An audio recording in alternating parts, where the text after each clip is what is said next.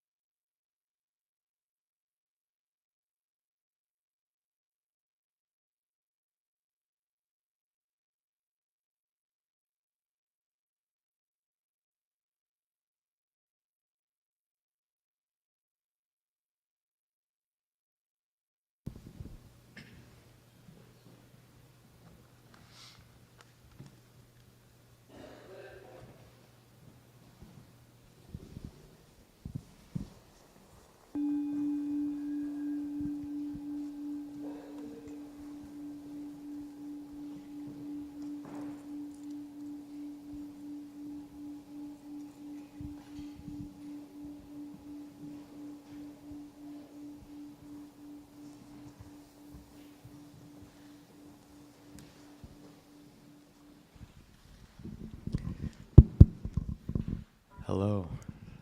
How's the, wow, it's really loud. Checking. Budo. 1, 2, 3. How's that volume? Okay. Okay, great. How's the temperature for people? Great, a little too cold? Okay, we got a few too colds. I think, seeing as we're between great and too cold, maybe we can close just the inner door and people should be able to come in if they need to. Welcome everyone to a Saturday with Clear Mountain, and it's good to see everyone as always. These gatherings have been growing and it's a delight to see. Ajahn Kovilo and I are in winter retreat for the next 3 months, so we'll be alternating who comes in on Saturdays some days, and some days we'll both be coming in, so 2 for 1, but a lot of times it'll be him or I, or me, him or me. And if any of you are interested, Ajahn Kovilo is hosting 7 hours of Zoom meditation every weekday. So if you had a deep thought in your mind, I want to meditate for 7 hours every weekday, this is your big chance. Even if you don't feel like a full 7 hours though, just check out the website, you'll see the listing there, and it's just a bunch of people getting to sit quietly together. It's really wonderful, so I want to invite people to take advantage of that for these next 3 months.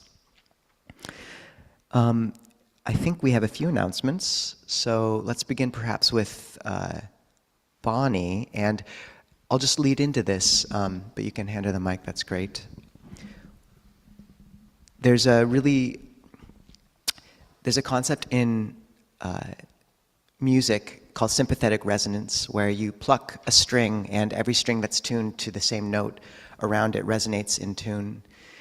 And I think this is a really beautiful simile for what spiritual friendship, Kalyanamitta, looks like.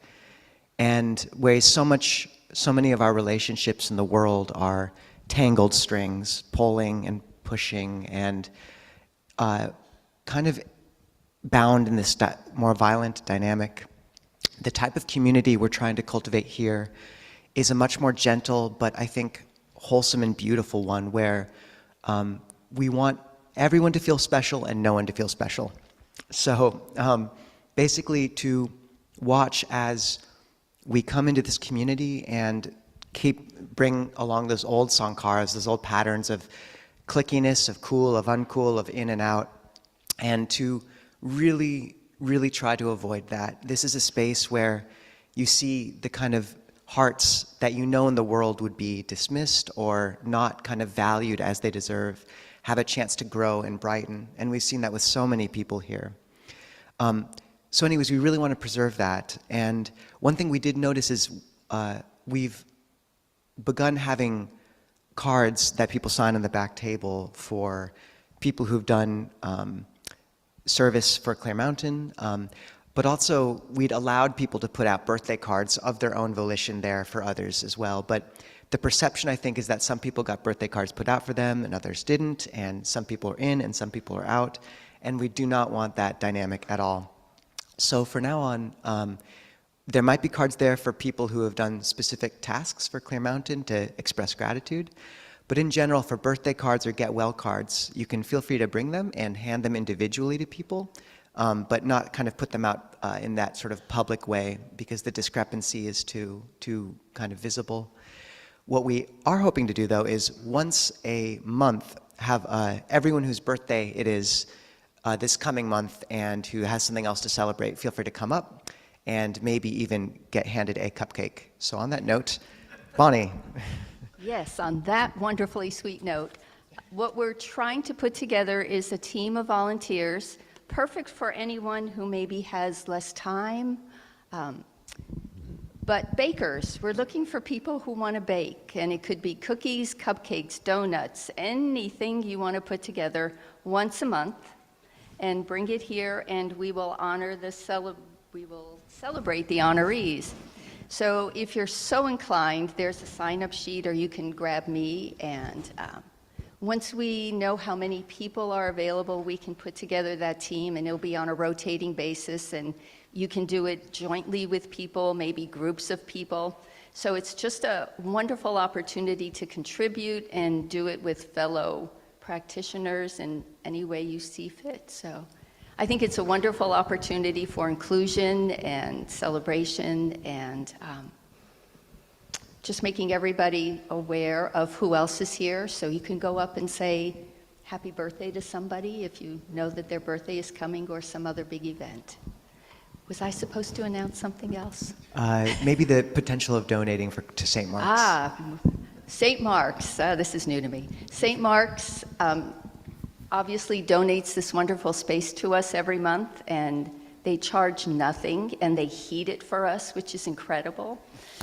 So there is a donation box in the back table. If you're so inclined, they're greatly appreciative of anything else we can give them. That's it.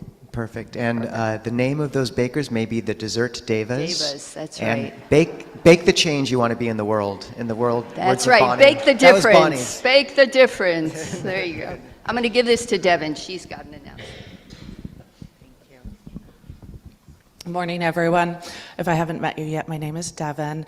I am one of the hospitality stewards with the wonderful Willery, and we're coming to you with an opportunity. We help connect visitors to Clear Mountain to local hosts. I've had the privilege of hosting a number of visitors, and I can tell you it's one of the most wonderful, enriching opportunities to have Dhamma talks with people who are so moved by what we're doing that they want to travel here to experience it themselves.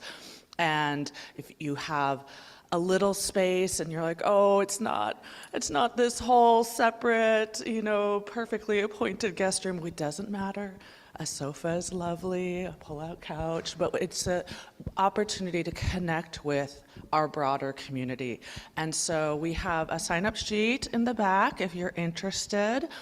If you do sign up, one of us will reach out to you to collect a little more details about your situation. And it's not something where you are having to commit to having somebody every month. It is oftentimes for when we have traveling monastics visiting or the Paba ceremony. So there's just a few times in a year that you may be called on to host somebody. So pretty low commitment, but wonderful opportunity for connection. And Willery will tell you about drivers. Thank you. My name is Willery, if you haven't met you. If you don't have space in your house, but you have a valid driver's license and a car or a vehicle, you can also spend some time, windshield time, with monastics who are visiting or those guests that we have that are visiting outside of the Seattle area. So along with that, you have this opportunity to actually get some time in. So for those who've signed up, though, thank you so much for signing up. Yeah, I really appreciate that. It's been a great also communication for me and Devin to reach out, so that's been a wonderful experience from our side. And if you have any questions you'd like to ask, please approach one of us afterwards. We're happy to talk to you. This is an all announcements all the time day, so we're going to just take up the whole day. We've got announcements that are going to run the full hour and a half.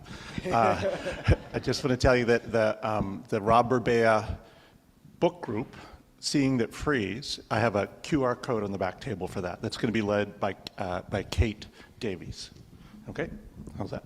Perfect. And it's called Rob's Mob, which is a great name. So, great. No, thank you.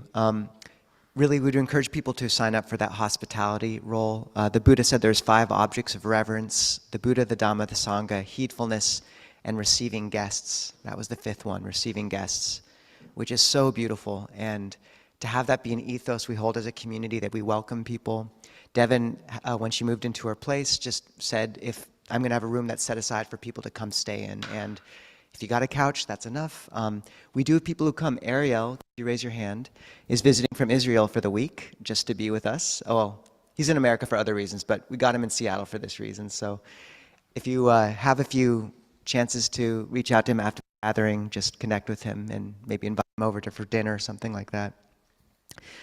Additionally, this will be, Brianna is going to be a steward with Ayananda Bodhi for all winter retreat at the Parayana Vihara, exploring monastic life. So if we could just give her 3 big sadhus for that intention. Sadhu, sadhu, sadhu. Ajahn Kovelo was mentioning, we do the sadhus and every now and again the spirit fingers, but he gets them mixed up sometimes and it just looks conniving. So we'll try to avoid that. All right. Thank you. I know it's a lot of announcements, people. So let's begin with a chant. Pull out your chanting book, and we can chant just to keep things fun, the 5 subjects for frequent recollection on page 55. If you're joining on Zoom or YouTube, you can find that link to the chanting book in the chat or the YouTube description. Page 55.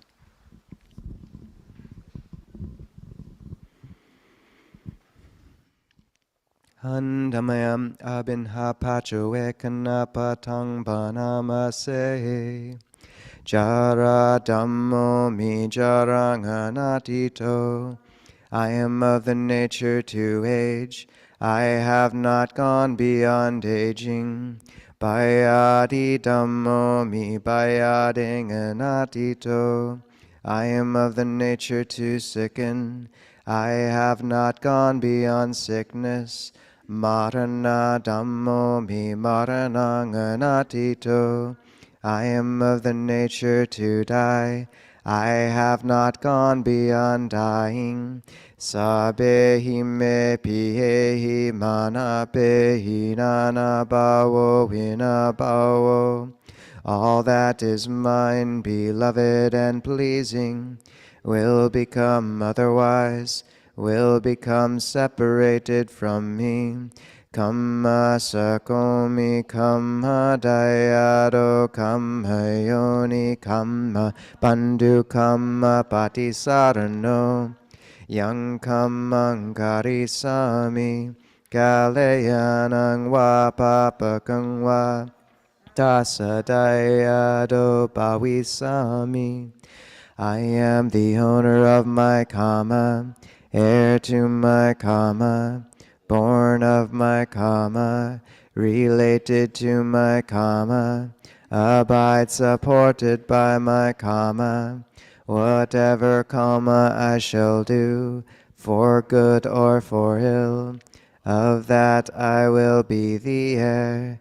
Ewang amehi abinhang pachoe kitabang. Thus we should frequently recollect. The sound sometimes less than uplifting, but there's something very settling about the heart speaking truth. And the Buddha always paired recollection of death, or very often, with a recollection of gratitude, how grateful we are to have this long to practice with each other.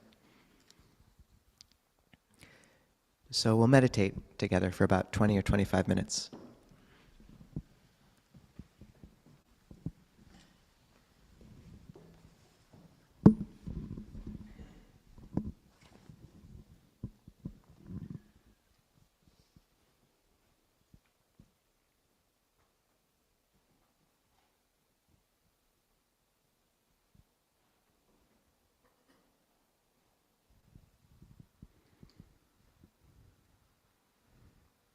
Begin by setting the body upright.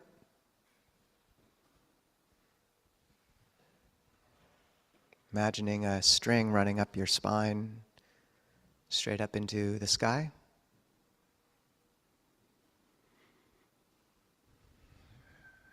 Pulling your whole frame into alignment.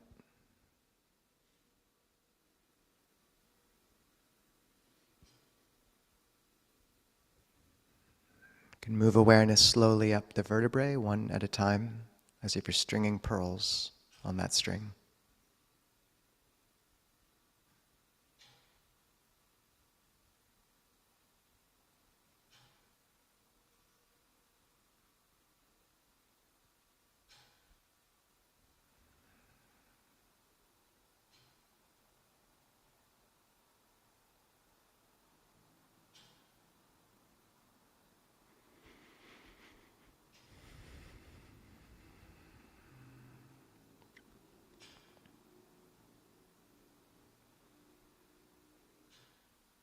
Till you get to the top of your head.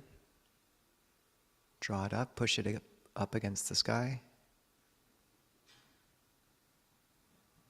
Drop the chin slightly. Soften any tension in the forehead and the eyes.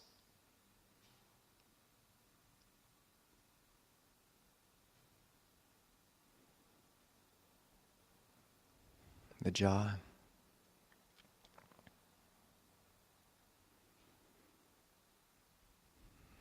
Smile slightly on the inside of the mouth.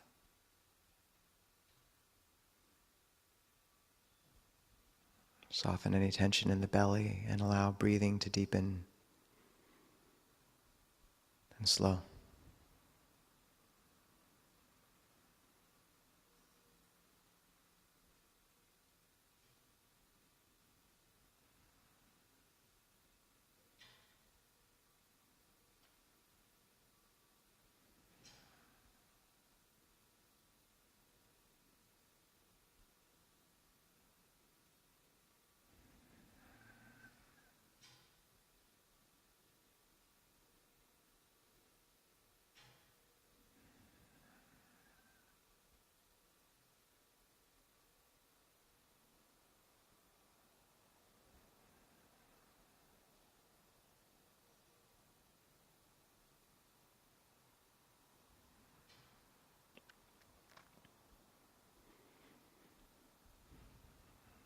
You can continue with your usual meditation.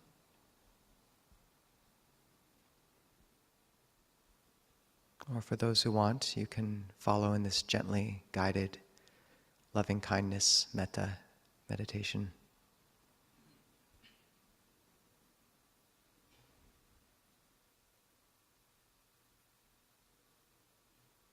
Just bringing to mind some being, a child, a parent, a pet, a loved one who you feel a natural sense of love and care for, affection, friendliness.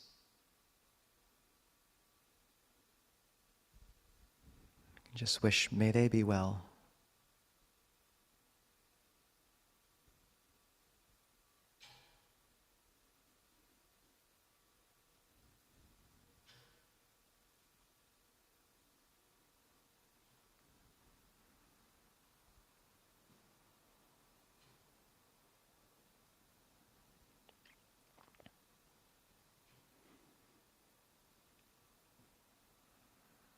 can find a phrase or a word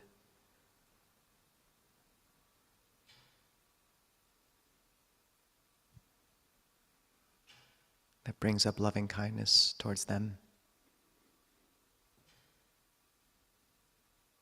care. May you be well. May you be safe.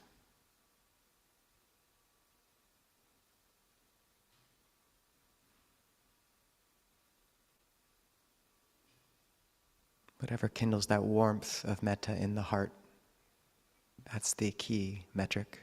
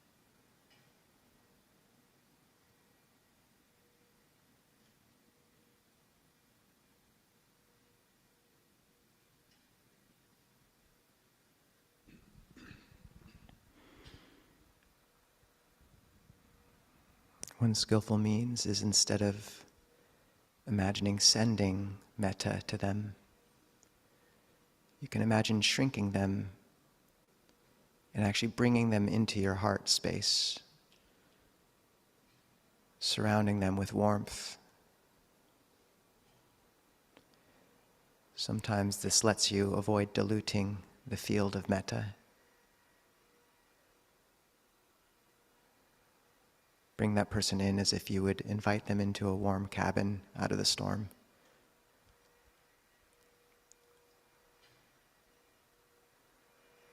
May they be well.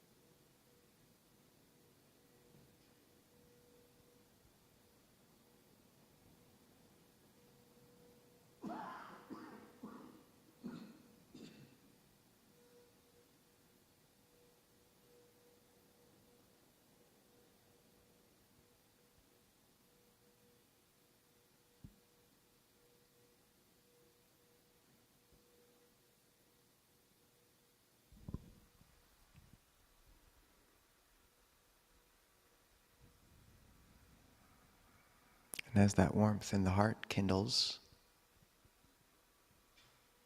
and begins to glow,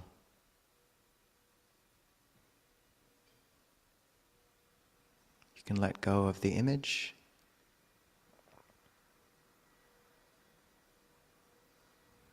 and eventually even the word, if you can, and just be with that warm glow.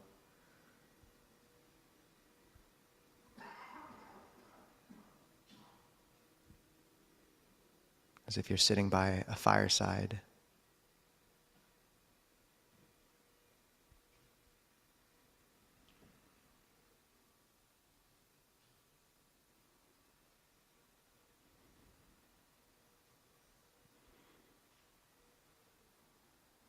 And if that fire begins to dampen and fade,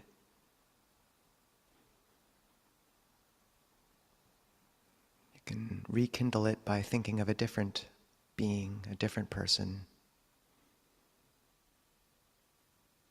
May they be well.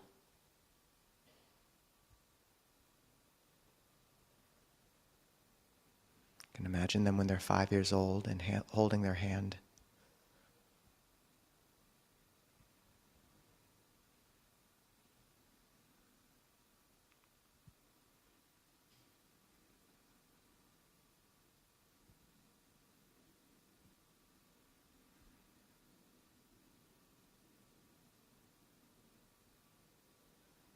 Just keep on rekindling that fire and then warming your hands by it, allowing it to soften and nourish the heart.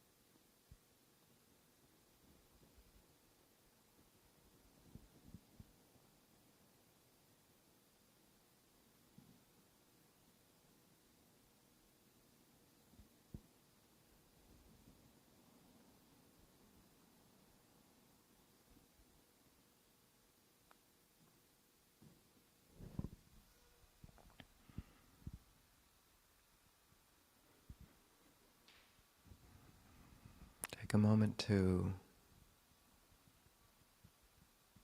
notice everyone sitting around you just internally. Feel gratitude.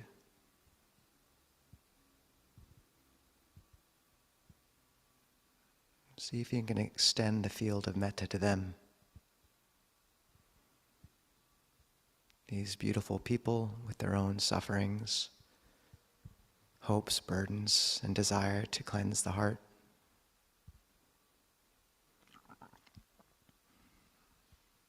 May they be well. May they be free from suffering. May they be free from fear. May they be filled with loving kindness.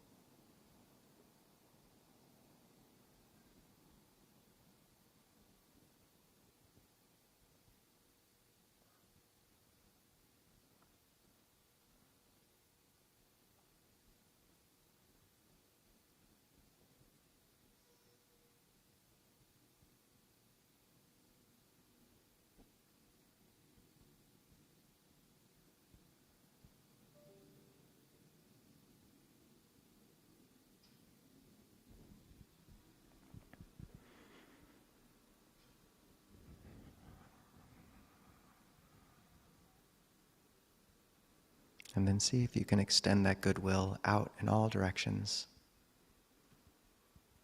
to all beings. May they all be well. May they all be free from suffering, free from fear, filled with loving kindness.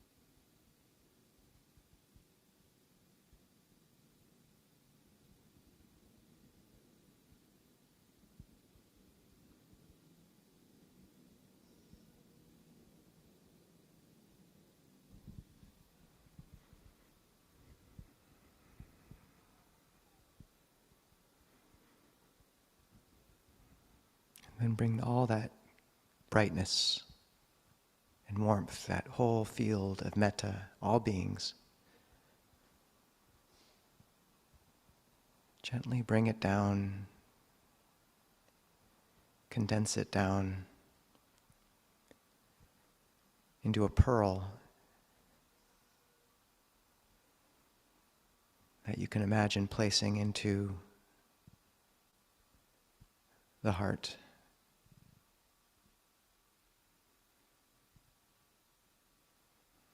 This touchstone of metta that you can keep with you through the rest of the day, the week, your life.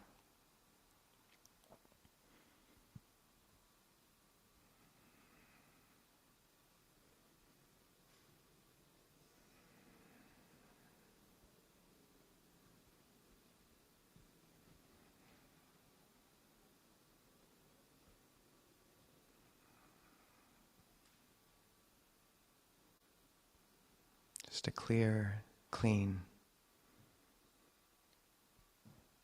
beautiful recollection you can keep with you.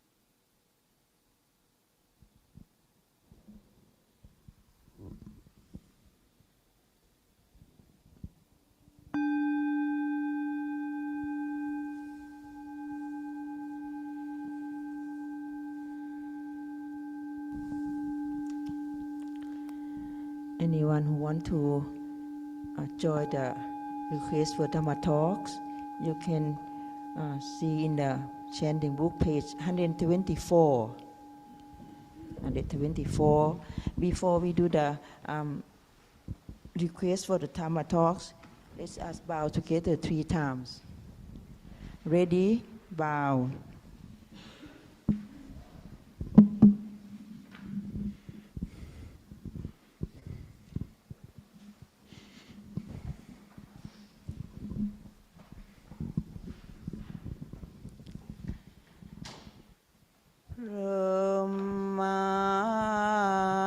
Jaloka Tipati Sampati Katan Chaliyana Tiwarangayacata Santi tasatta ปาราชาคาชาติกาเทเสตุธรรมังอนุกัมปีมังปะชัง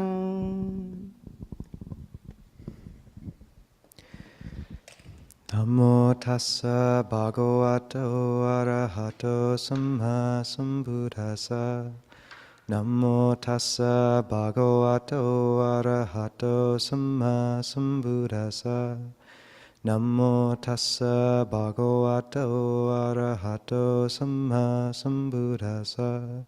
Buddhang dhammang sanghang namasami.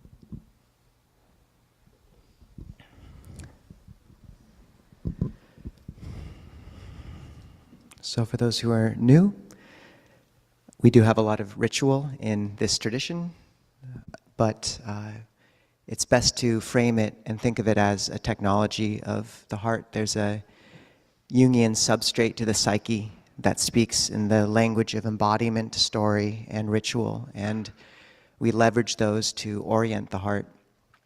So when we bow to this Buddha image, it is just a statue on one level, but it's representative of our highest aspirations for awakening. And whenever we engage in these rituals, there's no pressure at all, although one member of the community recently noted that we might as well say, no pressure to bow, except for the 70 people all bowing around you. So, but genuinely, no pressure.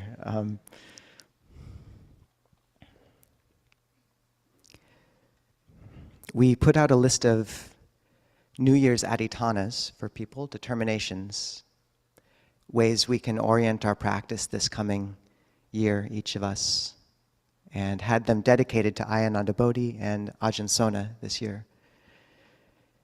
And we linked to it in the recent newsletter.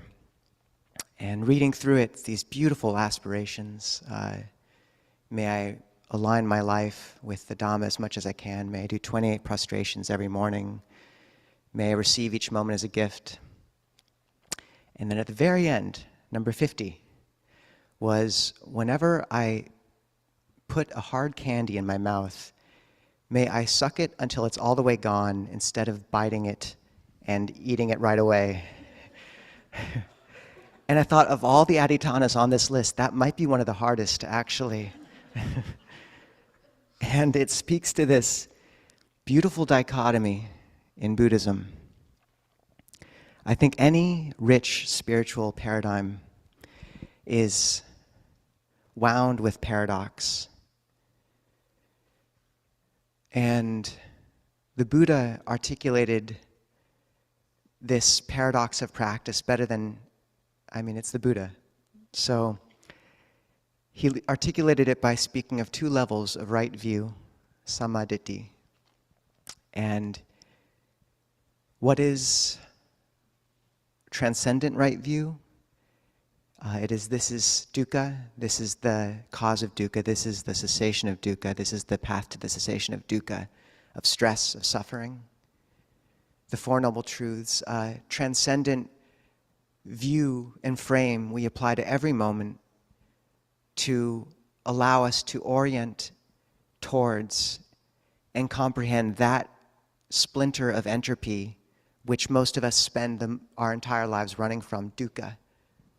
Not the suffering of the changeability of circumstance and the imperfection of this conditioned realm. Those are givens, and even an enlightened being will feel those.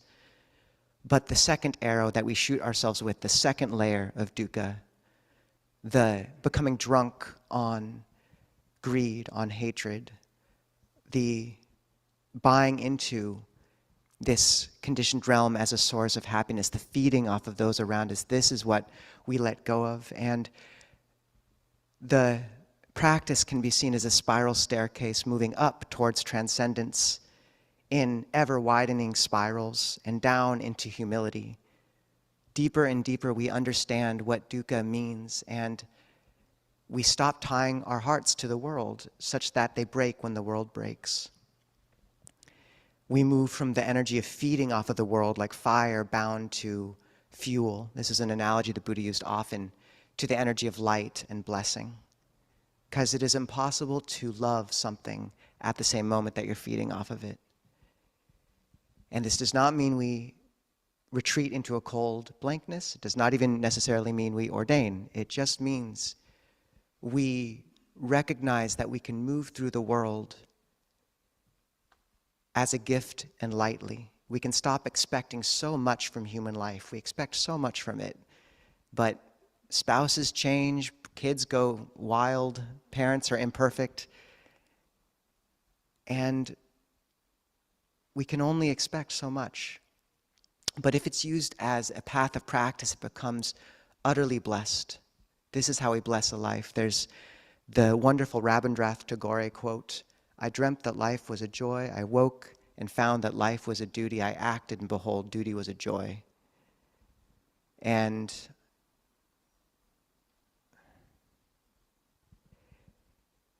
this is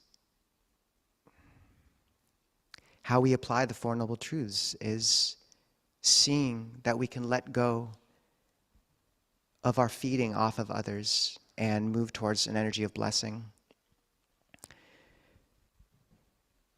And alongside this, the most simple of paradigms, the most simple way to have a place for our heart to orient towards dukkha, the Buddha held up mundane right view. And what is mundane right view? Mundane right view is, there is what is given, what is offered, what is sacrificed. There is the result of good and bad actions. There is mother and father. There is this world and the next world. There is spontaneously reborn beings. There are samanas and contemplatives who have, faring rightly and practicing rightly, achieved nibbana and declare it here and now. And this framework is all about duty, the conditioned realm, the care we take with every action, the efficacy of karma, the debt of gratitude we owe a parent. There is the result of good and bad actions. So instead of just releasing into a nebulous idea of all we're doing is looking at dukkha and the lack of dukkha, arising and ceasing with transcendent, we hold it alongside this careful attention to the conditioned realm. How do we not chew the hard candy? How do we close the cupboards as carefully as we can? How do we honor our relationships?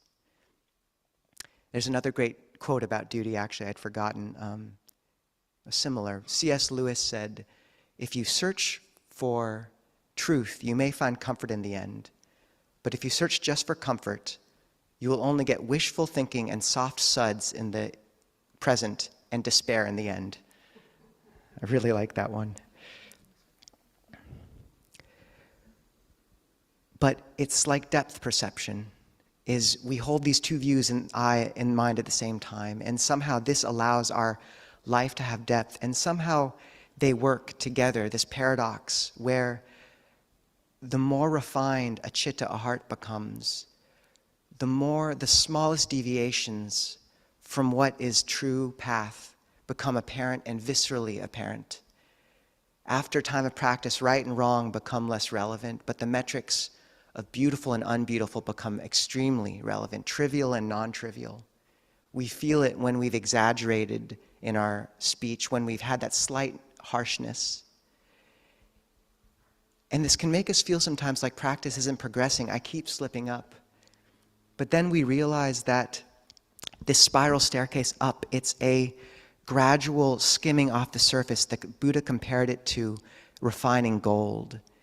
He said, first, one gets rid of the coarse defilements like sand or grit out of gold, unwholesome actions of body, speech, and mind.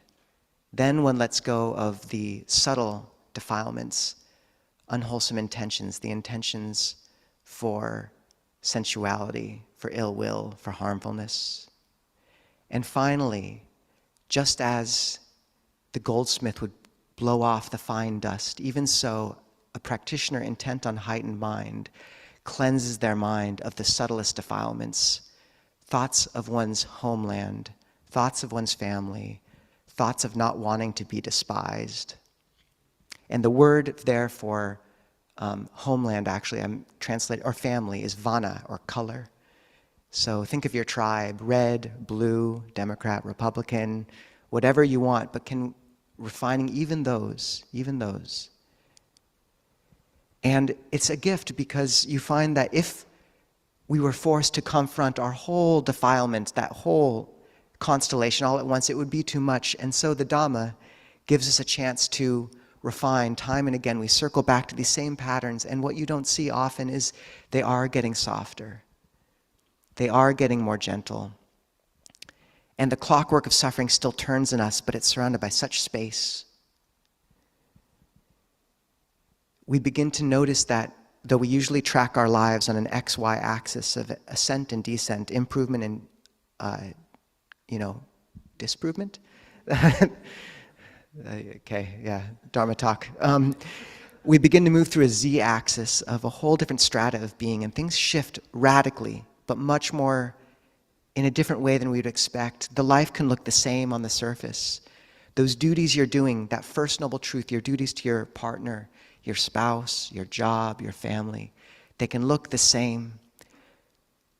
But because you're holding this depth perception, because you're applying the Four Noble Truths, each thing can be imbued with such intention and grace and path. A middle-class, well-intentioned life can become so much more. And not that every life is a middle-class, well-intentioned life, but I think many of the people sitting in this room fall in that category. And Ajahn Chah said that after a while, a minor offense in the Vinaya, dukkha we call it, feels like a parajika, which is the heaviest offense. Strangely enough, this is the paradox, is as the heart refines into this space of emptiness, each mar, each stain becomes so viscerally felt. And this is a gift because it lets us refine the clean cloth. There's a wonderful sutta called the Thief of a Scent, where a bhikkhu, a monk, is smelling a flower, and a deva comes down and admonishes him, "Why are you stealing that scent?" And he says, "Why are you admonishing me? There's people doing far worse things out there." And the deva says, "Why would I bother with a soiled child's diaper? You are a clean cloth," which is quite a simile. And the bhikkhu says, "Thank you, you are right. Please admonish me if I do so again." And the deva says, "What am I, your servant?" And he says, sorry. And it's a great exchange. And what does he say? "Why would I bother with someone bent on cruelty? It is you, sensitive to the slightest fault, intent on purity, who I should admonish." And we talked to there's a group of monks out on Vashon Island. They have a lot more hair than us, a lot more beards, but they're wonderful practitioners. And one, Father Nicodemus, said after a while, the saints, they might forget to pass the salt to someone. And for them, it's this huge thing. It's this huge splinter. And it really is. Like for them, that's where their practice is. And it's true. We can forgive ourselves for these things, but to acknowledge that as the mind refines into emptiness, action becomes precise, pristine. And this is the trend, this is the beauty in the final epithet of the Buddha, the Tathagata, which means thus come or thus gone. It can be translated as Tata Agata, which means thus come, or Tata Gata, thus gone.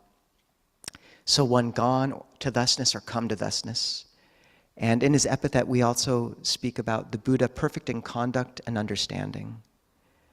And this matches the Christian concept of transcendence and immanence, that as you move up on that spiral staircase, you move down into a care with every action. I'm reminded of one practitioner in this community who made the determination to just start closing every cupboard as quietly as he could. And what would it mean to take that sort of care? There's a movie that I saw when I was a layman. We can't watch them anymore.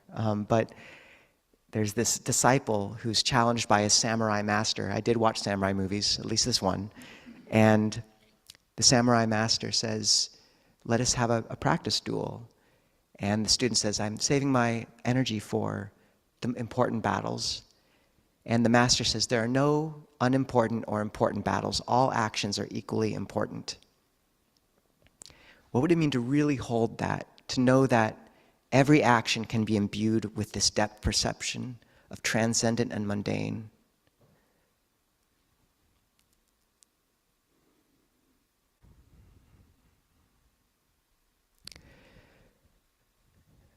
We were at a retreat at Cloud Mountain last weekend, and someone asked, how do we hold identity and the concept of privilege?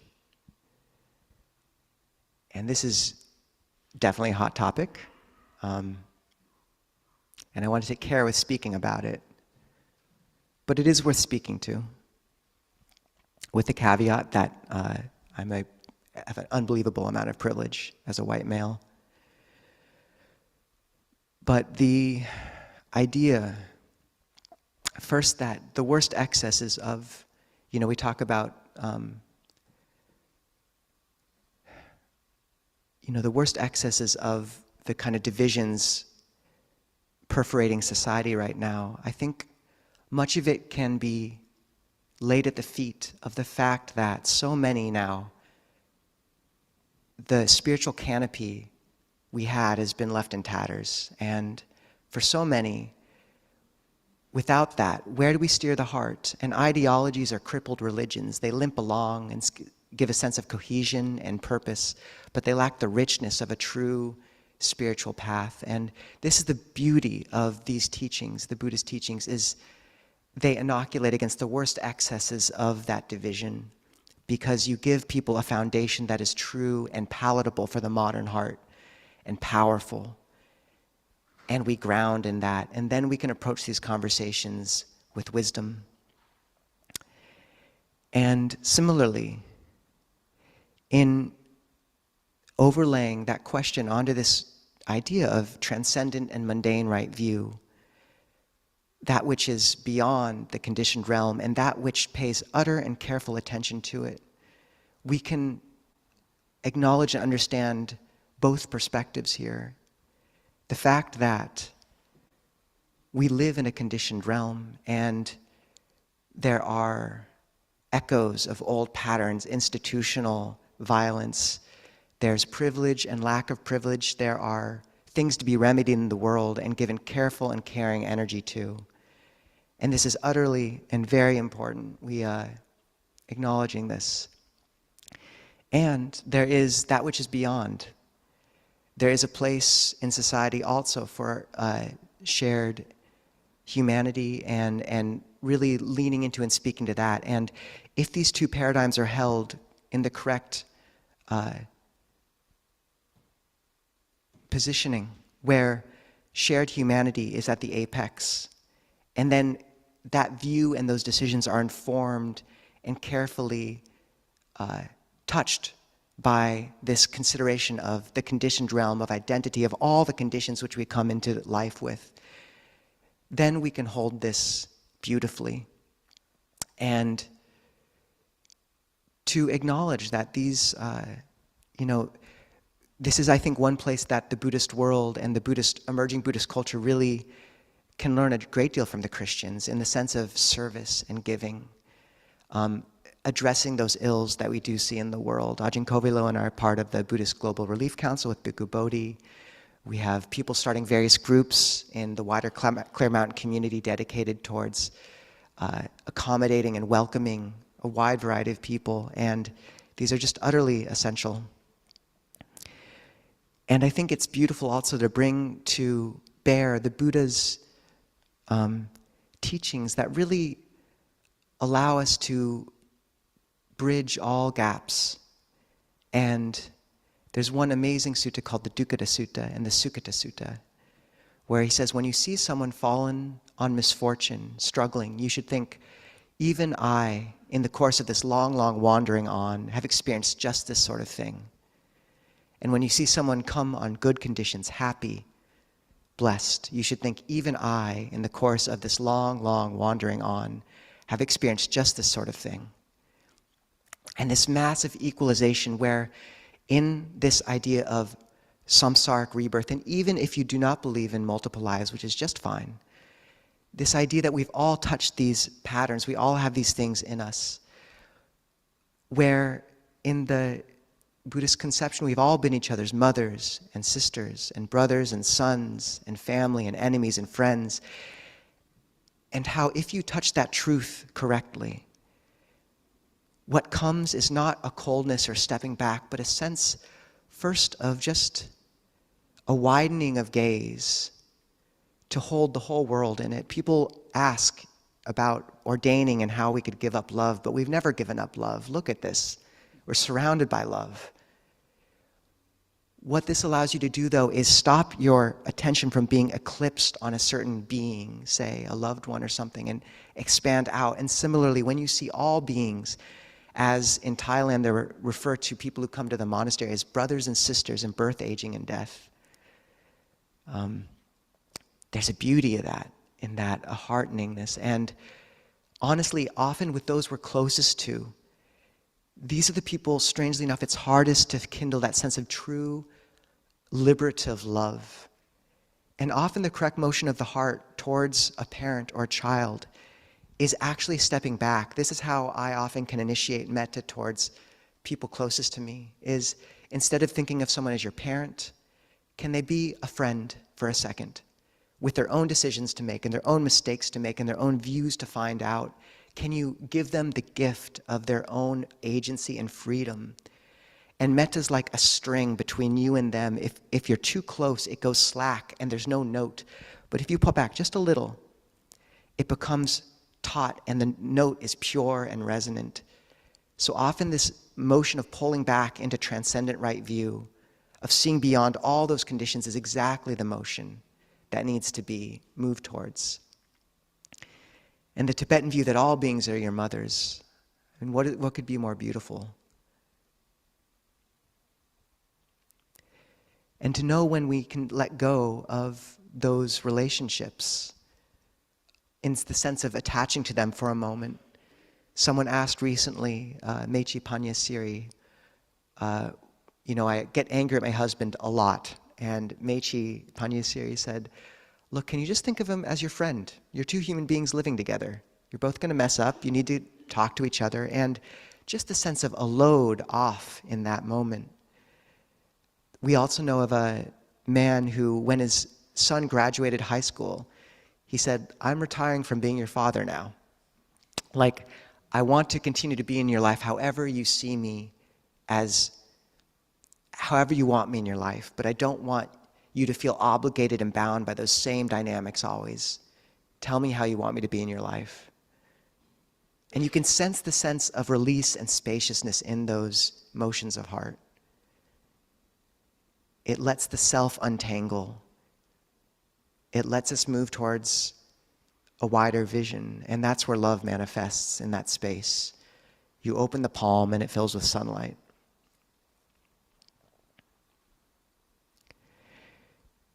And the concept of, that's a rough overlay with, I'm touching on how this manifests a little bit in society and these social dynamics, but also in our personal lives. But the same kind of interesting paradox plays out in the concept of privilege and blessing. And there are real discrepancies and inequalities and violence in the world that we need to address. And as a community, I hope we can do that effectively with care. And I think it's also worth speaking to the Buddha's paradigm in terms of what blessing is as well. Where the Buddha talked about 4 kinds of karma, where he said there's bright karma leading to bright result, there's dark karma leading to dark result, there's both bright and dark leading to both bright and dark result, and there's neither bright nor dark leading to the end of karma. And that 4th, most of us fall squarely in the 3rd, we're a nice hodgepodge of bright and dark, but that 4th type of karma leading to the ending of karma, that's the karma of the Noble Eightfold Path. And what transforms any moment into a moment of the path? It's right intention, yoniso manasikara, attention and the Buddha talked about 3 factors swirl around every path factor: right view, right effort, and right mindfulness.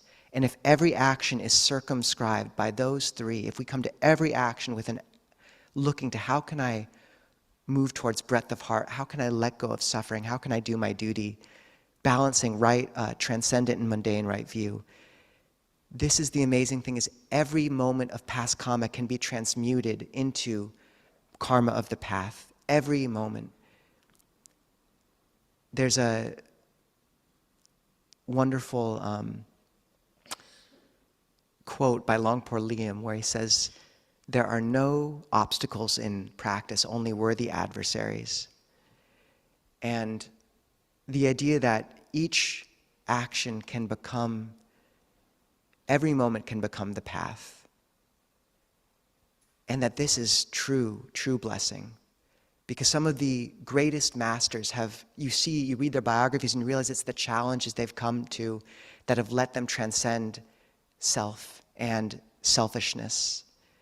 And that if we can truly orient our lives towards the imperfections, the disjuncts in that life, then it can become a vehicle for transcendence.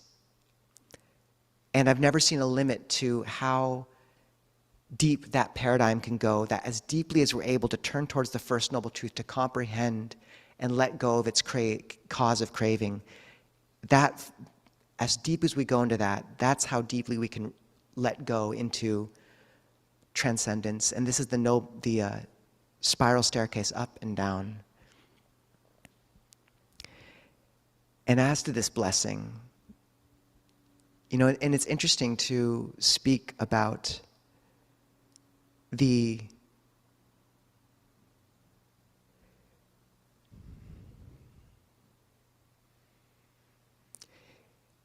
so many ways, we are so blessed and privileged. And sometimes I feel like if we have only that narrative, we forget the full scope and don't give allowance for that full scope of what a human experience in America right now can be. And just the fact that stepping into these circles of practitioners, so many are in deep depression, so many are suicidal or touching that realm of thought. And I remember this community of workers in a shanty near the monastery I lived at in Thailand. And this is not to minimize their poverty, and it's not to say we should not work to alleviate that, but just that many of them were much happier, had much brighter hearts than many of the people I meet today.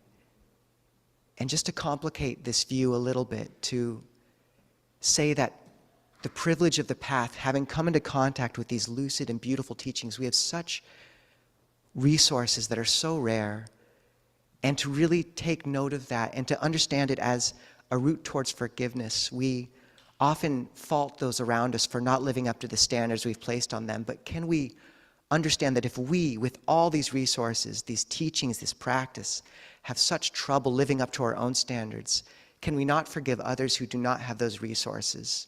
Can we not understand how they are in a different spot? And we had a community member some time ago, and they were coming to the community, displaying all these very strange behaviors. It was baffling and frustrating. And then we learned from some people who'd been close to this person for some time that they just had a terrible car accident, that they were having trouble with any basic tasks, let alone integrating into a complicated community.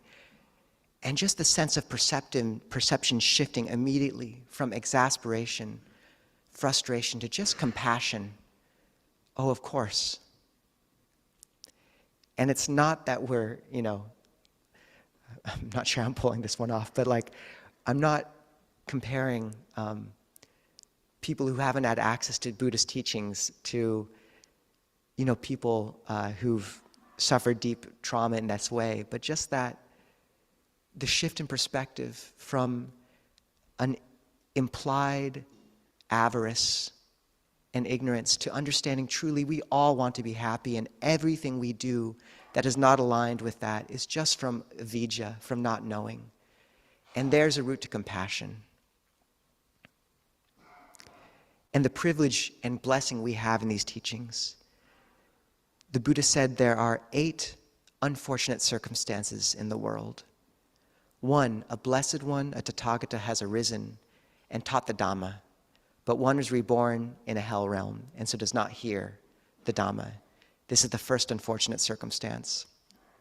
The second, a Tathagata has arisen, taught the Dhamma, but one is reborn in the realm of hungry ghosts, as an animal, as a long-lived god. A lot of Buddhist cosmology in there, people. Or one is reborn in a land where the Dhamma is not known and does not get to hear the teaching. This is another unfortunate circumstance. Or a Tathagata arises in the world, teaches the Dhamma.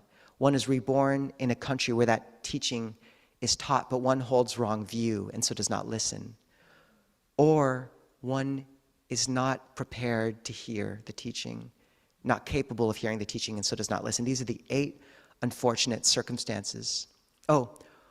Or one is reborn in the right place with right view and the capability of hearing, but a Tathagata has not arisen in the world and has not taught the Dhamma. This is the final unfortunate circumstance. Practitioners, there is one fortunate circumstance. A Tathagata has arisen in the world. He has taught the Dhamma. One is reborn in a place where it is taught. One has right view. One has the faculties to learn and hear the Dhamma, and one hears it. This is the one fortunate circumstance in the world. So welcome to that one fortunate circumstance. And once again, it's the paradox where the Buddha holds up these teachings which sound so brutal on their outset, those 5 recollections, death contemplation, but with death contemplation, it's paired with gratitude, where you think, how lucky, how blessed I am to have even this long, even this one breath to practice the Dhamma.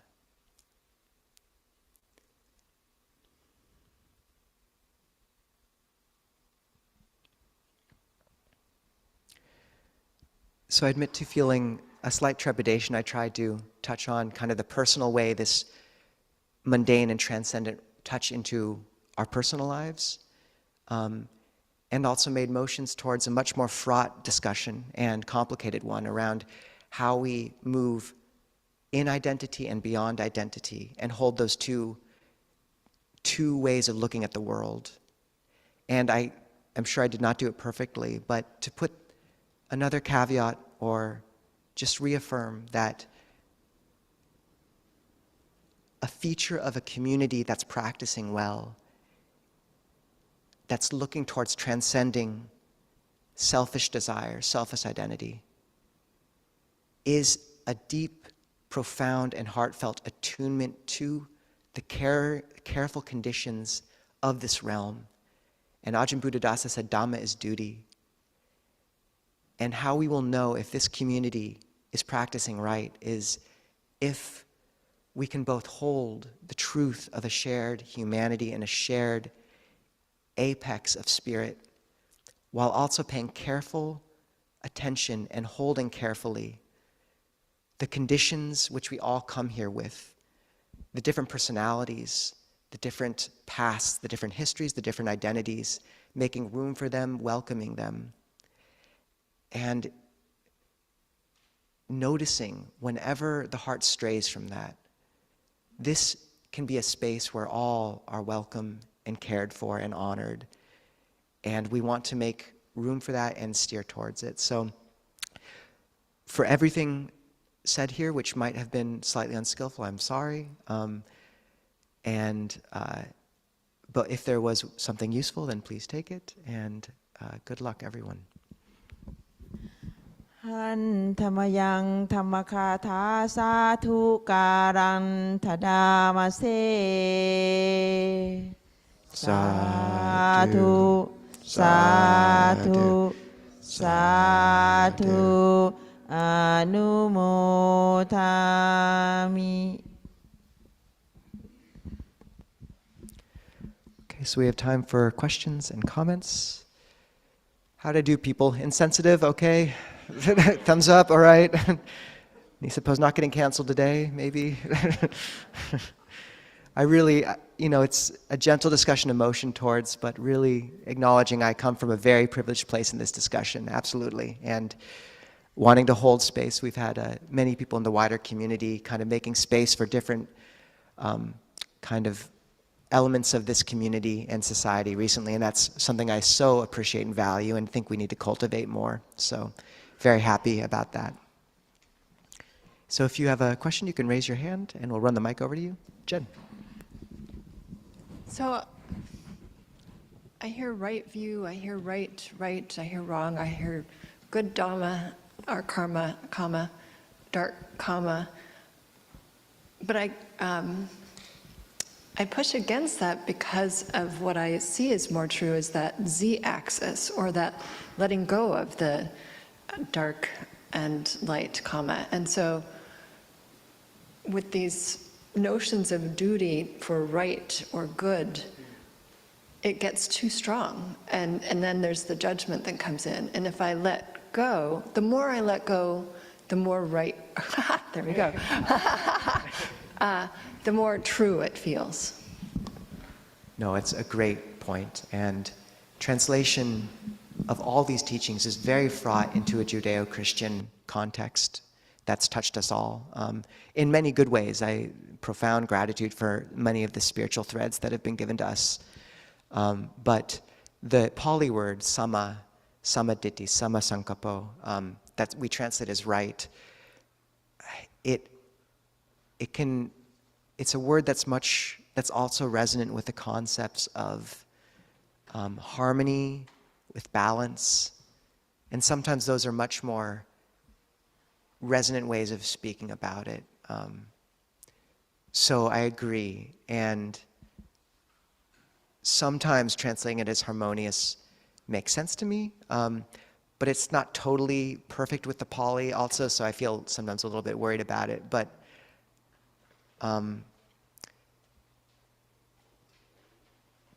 I really agree in the sense of the motion of heart people come to with right and wrong as moderns, with the self-critical bent, there's such violence in it. I really agree. And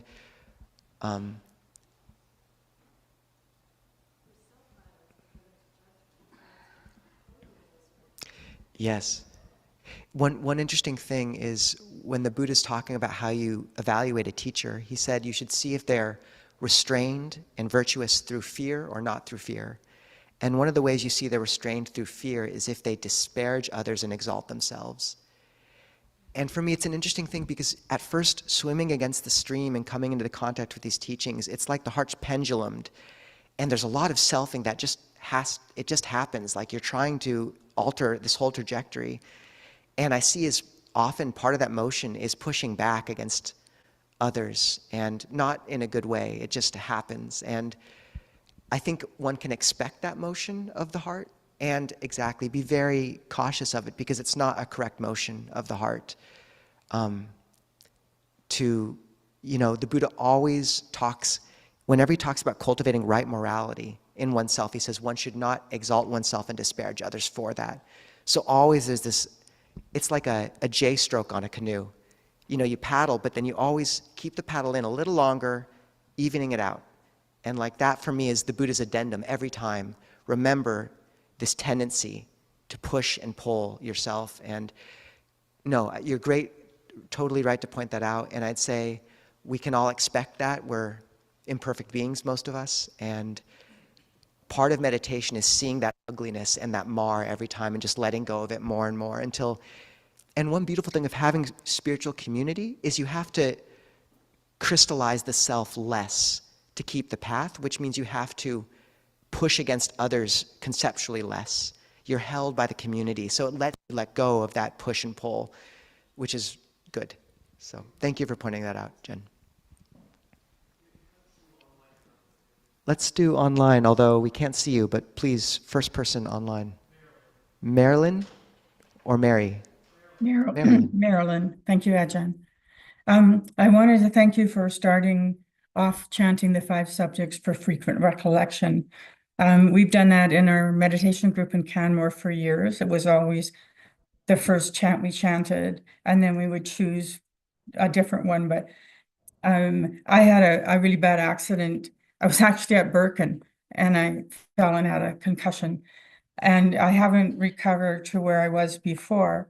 And I realized that I chanted that chant for years and never listened to the words. And how I've had a practice for a number of years, and you think you're progressing, and then something happens, and you can't understand or deal with what it is because it was very limiting. I wasn't able to practice for a long time, and becoming more aware of it and saying, yeah, well, I've got some gray hair. I guess I'm right moving along in that time slot. Has been a bit liberating, start paying attention and being awake because, the state of the concussion, I was so bad for a couple years. It was very difficult to do anything. I just use my breath to bring me back, but I really couldn't sit and do a long meditation. And now, well, also with ahimsa here, so my practice has been refocused a little and doing way better. But just how you can be lazy, think you're going along doing things, and realize, yeah, you aren't. So I just want to make that comment. Thank you. I think a lot of us can have that conceit. It's inevitable where we think, okay, we're practicing with dukkha, I'm working with it. But every now and again, something comes along and shatters the facade, and you realize, oh, samsara is not a little bit broken. It's really broken. It's really broken. And in that realization is a reckoning, an understanding of the full catastrophe, and the most deep compassion you can imagine, all at once. And yeah, just to keep an eye out, like noticing blood clots, the wound will close because we can't sustain that all the time. But in those moments where it shatters again, to really understand that even though you may not have been listening to the words deep down every time, you had the framework ready. And when you see what practice means, it's when people encounter death or loss like that. And some people, if you don't have something equivalent to the Four Noble Truths, it's hard not to break. What do you do with that? So the Dalai Lama speaks about, his meditation practice is preparing for death. And that's what many of us are doing, is learning to let go. And yeah, just thank you for sharing that. And the body is one of the biggest reckonings. So, and I've seen, we have a practitioner on Bainbridge who, she had an autoimmune response where it destroyed her mental faculties for a time. She would read a document at work and not be able to understand it. And then she realized it was a document she'd written. And she had to pull back completely to just practicing gently. And she's one of the most luminous beings I've met as a lay practitioner. She used dark karma and changed it into neither bright nor dark. It's the alchemy of the Four Noble Truths. So way to go with that one. And, Yeah, thank you. Yeah, and it hasn't stopped. There's still things popping up, and I just think, oh, there's another little karmic hit. Okay, I'm gonna stay with me. But thank you, Ajahn. Yeah, the four recollections, the five recollections, the first four are the situation: birth, age, death, loss. The fifth is the escape hatch. We are the owners of our karma. We can change the mind. So maybe another one online, Kabir? Kathy. Thank you, Ajahn. I like to read history, and recently I've been reading a history book about sometime back in the previous century, kind of the early part. But and then I got a bit turned off. It was quite fascinating, but I got turned off because they are living remotely in a very wild area, and there's a lot of trapping of animals going on. But initially, there were no animals to trap because the beaver had disappeared due to the fur trade. And so this person had the clever idea to restore beaver dams, which would restore the beavers, which would bring back many of the creatures. and it happened. And the land flourished, the creatures flourished, and the humans were, because this was the only way they could support themselves. They needed food and they needed clothing.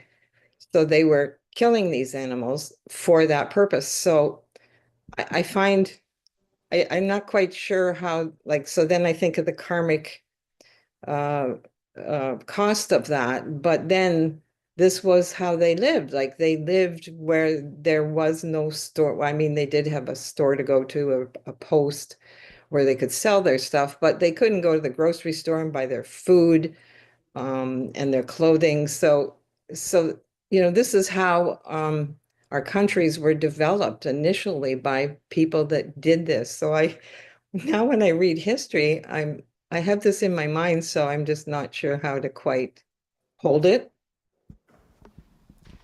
Thank you. I think perhaps how I could say it's most relevant to all of our lives is to note that to keep the precepts requires often us to not put ourselves in situations where we will have to break them, and that includes certain careers, certain places of responsibility where it's expected. As to the exact situation of the settlers, and if they had choice to be there or not, that's a very complicated picture, and throughout most of history and most people's lives, there's definitely a mix of good and bad karma. And it sounds like it would have been very hard for someone born in that circumstance to avoid killing. Although, there are stories of past life stream enterers who've achieved some level of enlightenment, who've been born into nomadic families that hunt for a living, and they just refuse to kill. It's just, people know that this person just isn't going to be good for the hunt. And not to say everyone would have the strength of, to do that, or the impulse to. But yeah, that's a complicated situation, and most people do have a mix of good and bad. I can say how it's relevant for us is, to look with compassion on all beings, and most of us are born into imperfect circumstances where we're bent and moved and encouraged towards non-perfect sila. And then for ourselves to just note that when you create a world of a career, of a responsibility, it's really important to make sure you're not stepping into a world where breaking precepts is going to be expected and there's going to be that pressure. So you might know a certain career or promotion comes with a strong impulse that you're going to fudge the books a little bit or something like that. And just to know, or if you have to step up to if you're invited to step up into your housing committee for your housing complex, but you're going to have to sign off on fumigating ants, maybe it's something you want to avoid doing. So I know that's not the perfect answer, but perhaps it's the one I can give right now and the most relevant for this. I think we should begin to wrap stuff up. Maybe we can begin by reading the chanting request list with Kabir. And these are just a list of names we want to hold in our hearts and dedicate goodness to. For James, for my father-in-law who passed away last Sunday, please spread metta. From Chinita, daughter-in-law. Lucinda, for my mother who keeps falling, this time in snow with severe broken bones and other injuries. Hasachito, son. For Dahlia Kash, just passed while in rehab, trying to recover, please spread metta. From Devon, friend. Carolyn, Shane, and Susan, loving kindness for Carolyn, who just passed, and her daughter Susan, grieving. From Jamie and Ajans. For Terry Sloan, lost her brother-in-law to suicide and struggling with the news of her daughter being diagnosed with cancer. From Katie. For Peter Andrews, for my father who is in his 90s in hospital, not able to walk and is in a lot of pain waiting for a hip replacement operation. From Catherine, daughter, and Vicaro, son-in-law. For Samuel Flatman, long-term ongoing difficulties, please spread metta. From Orailan, son. Other names to bring into our hearts? Brett with brain cancer. Francesca. Diana. Devon in prison who lost their son. Prism, who lost their son. Alf's mother, Kathy. Barbara. Kate.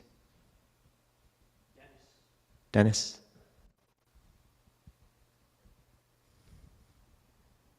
Okay, let's sit in silence for 30 seconds and just hold those people in our hearts.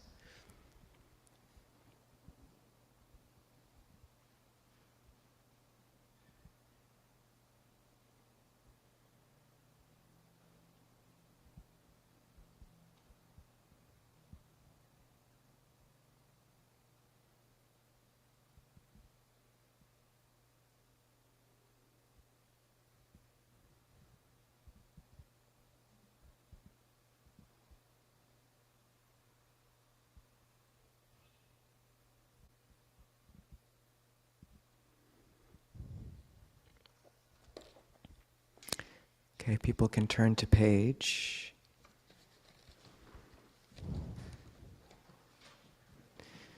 42. Fusion with the Divine Abidings in the chanting book. If you're on Zoom or YouTube, you'll find the link in the chat. That's page 42. We're going to do this in Pali.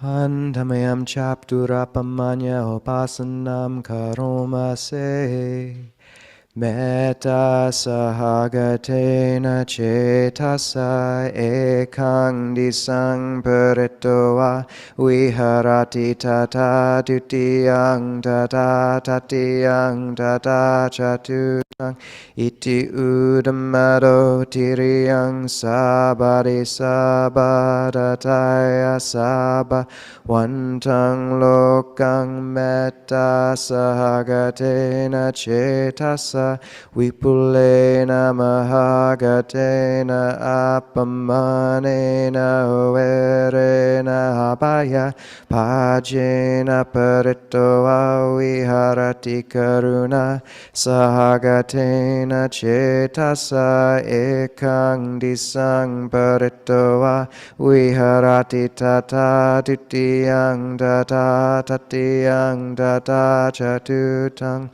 iti udamado tiriyang sabari saba tataya saba vantang lokang karuna sahagatena cetasa vipulena mahagatena apamanena verena abhaya pajena paritoa viharati mudita sahagatena cetasa ekang disang paritoa viharati tata ditiyang tata tatiyang tata chatutang iti udamado tiriyang sabadi sabadataya saba vantang lokang mudita sahagatena cetasa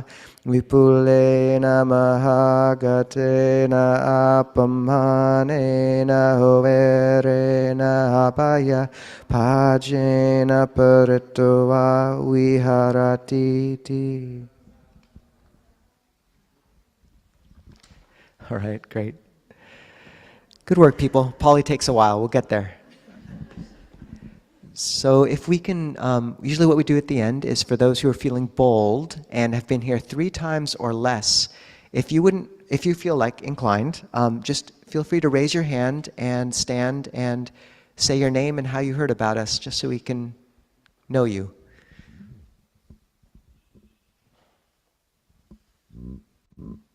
Yes.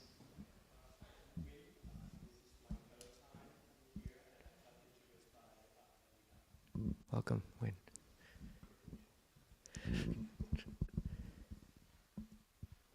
Okay, and so I think most people here know monastics in our lineage don't touch money. Everything here is completely freely offered. Please take some books from the back. We have wonderful people who brought food to share. Please help eat it. There's way too much for just like 1 or 2 people to finish it up. Additionally, once again, if you feel like helping as a dessert deva, talk to Bonnie, /sign up in the thing on the back. Rob Berbea reading group, there's a QR code in the back, or talk to Matt. And if you want to serve as a hospitality steward, talk to Devin or Willery. Is that correct? Great. And just before, and we want to encourage the first person you speak to after you finish, try to have it be someone you haven't talked to before. We really want to avoid any sense of kind of clickiness or group coalescing into these groups. We really want this to be a space where everyone feels valued. And just one final thing is, Brianna, do we mind if we just hand you a mic and you just briefly say what you'll be doing these next 2 months in a little more detail? Can I put you on the spot that much? Good, good. Here comes the mic. Because it'd be awkward for you to say no right now. No pressure, right? Okay. Hi, everyone. I'm Brianna. I am going to go and... You want me to? Okay. I am going to go and stay with Ayananda Bodhi in Port Townsend. And so what's common in this... Sorry, that's all the time. No, I'm just kidding. What's common in this tradition is for people to go and stay at monasteries and serve as a steward, which gives an opportunity to serve the monastics. It also helps you to stay in a monastery, to know the culture, the routine, the schedule, and find out if it feels like something that resonates with how you'd like to live your life. I've been fortunate enough to have monastics in my life, and so I got to see it from the outside, and so I'll get to see it from the inside a little bit. I know many of you have stayed at monasteries, so this is not uncommon. I'll stay there initially for the winter retreat, and then I will see, Buddhists are big on impermanence, so we will see day by day, month by month, how things go. And is there anything else you'd like me to add? That was perfect. Okay, thank you. Thank you, Brianna. Just to say, monastic life is not for everyone, but for those who are inclined and have the opportunity, it's a very beautiful thing, especially to see a woman taking those steps into at least exploring it, and we'll see what happens, but just much support from this community, Brianna, and for all you've given, and good luck. So 3 more big sadhus. Sadhu, sadhu, sadhu. Okay, and who can commit to the next hard candy they eat, sucking it all the way to the end? There we go. Just one, just one. Those who want to bow to the Buddha can, and no pressure, honestly, for those who don't want to.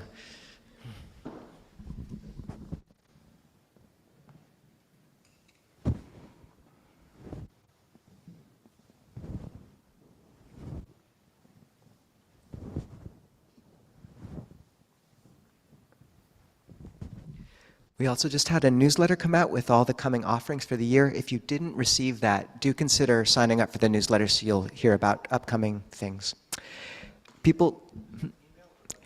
It's an email on our website. And then, yes, there's also a WhatsApp group, etc. So thank you, Matt. Can wave goodbye to our Zoom friends.